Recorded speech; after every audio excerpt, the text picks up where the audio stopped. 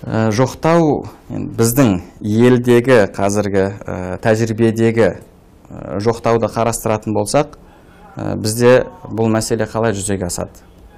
Белгілі жоқтау айтатын адамдар бар, соларды жалға алады, олар белгілі бір мұңды дауыспен отырып жоқтау айтады. Жоқтау айтқанда да ол жерде жоқтау адамдардың көңілін босататын, қайғысын тағы да арттыратын бір сондай бір сөздермен жоқтау айтылады.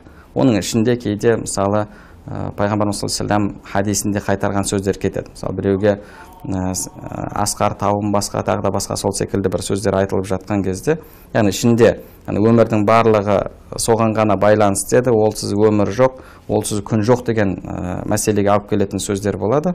Пайғамбарымыз саллаллаху алейхи ва саллям бұндай сөздерді айтып, адамды еске алудан қайтарған. Жалпы бізде Ханафи мазхабында ереже бар. Яхруму тадждидул хузн деді. Яғни қайғыны қайта қоздыру, қайта күшейту, қайта еске салу, бұл негізі харам болып табылады.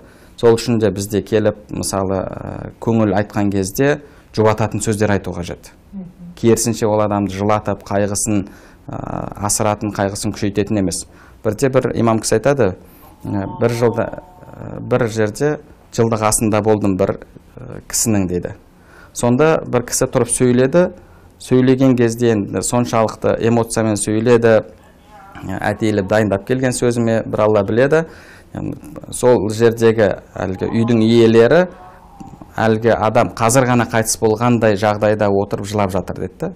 Яғни әтейліп бұндай сөздерді айту бізде негізі шариғатта тыйым салынады. Сол үшін де керісінше оған қолдау болатын, оның көңілін көтеретін сөздерді айту қажет.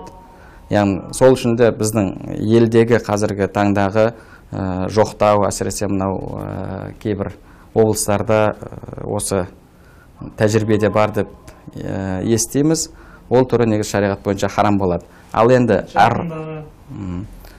ар-раса деген мәселе бар. Шариғатта ар-раса, яғни бұл мысалы бір адам өткен кезде, әсіресе ғалымдар өткен кезде артынан сол кісінің жақсылығын, сол кісінің сіңірген еңбегін айтып, өлең шумақтарын жазып жатады, сол оқылып жатады, сол кісіні еске алып жатқан кезде. Енді бұндай түрі шариғатта рұқсат болып есептеледі.